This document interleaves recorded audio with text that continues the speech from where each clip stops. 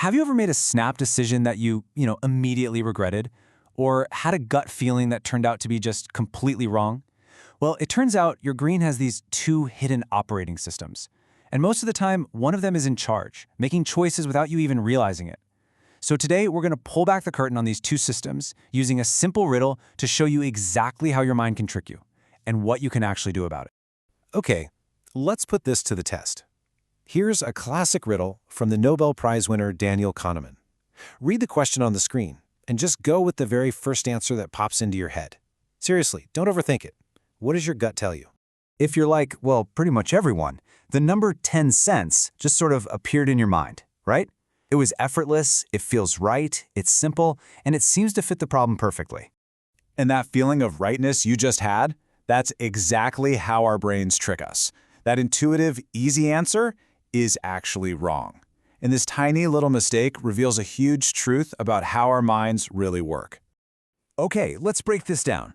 If the ball was 10 cents and the bat is $1 more, that would make the bat $1.10. Together, that's $1.20, which isn't right.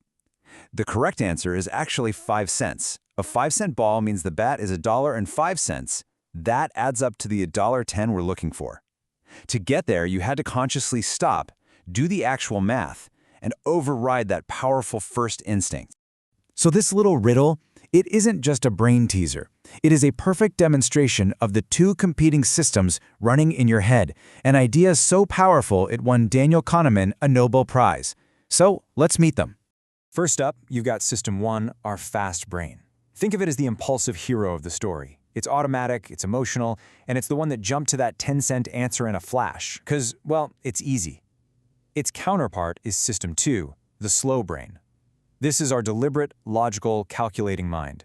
It's the part of you that can solve the riddle correctly, but here's the kicker. It's also incredibly lazy. It burns a lot of energy, so it's more than happy to just sit back and let System 1 take the wheel. The bat and ball problem shows us that letting our fast brain run the show all the time can lead to some really predictable mistakes. These aren't just random errors, they're built-in flaws in our thinking. You could call them mind traps. Our first mind trap is a really powerful one called YSIAT. It's a mouthful, but it just stands for what you see is all there is. See, System 1 is a master storyteller. It takes whatever little information it has and instantly creates a confident, coherent story, completely ignoring all the facts it doesn't have. Just think about it for a second. How often do you see a news headline or some post on social media and bam, you form an immediate, strong opinion? That is YSIAT at work. Your fast brain just cooked up a whole narrative without ever stopping to ask, wait a minute, what crucial facts am I missing here? Next up is this really powerful emotional bias called loss aversion. The idea is simple, but it's profound. Psychologically, the sting of losing $100 is roughly twice as intense as the joy of gaining $100. Our brains are just fundamentally wired to avoid loss at all costs. This intense fear of loss explains so much about why we do the things we do. It's why we might stay in a dead-end job or a bad relationship. The fear of losing what we already have, even if it's not that great, often feels way more powerful than the potential joy of gaining something better. And then you've got the peak end rule. Your memory is not a faithful recording of your life, not even close. Instead, System 1 acts like a film editor, creating a highlight reel. It judges an entire experience, a vacation, a movie, you name it, based almost entirely on its most intense moment, the peak, and how it all ended. I mean, think about it.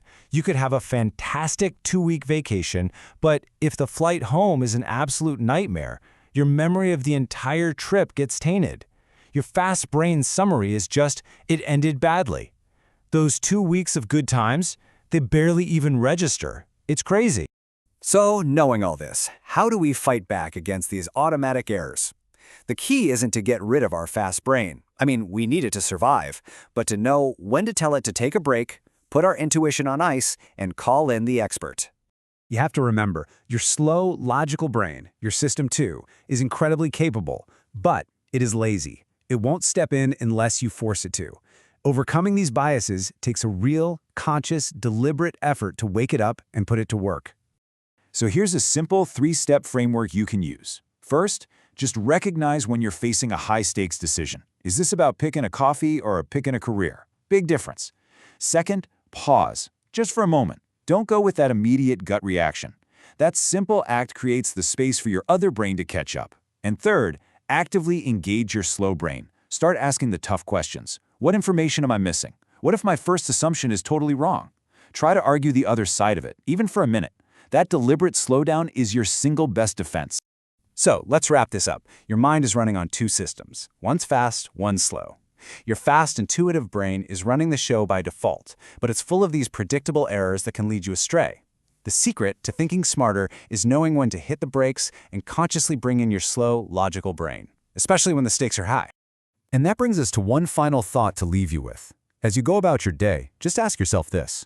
What's one important decision, big or small, that you've just outsourced to your gut instinct? And knowing what you know now, would you make the same choice again?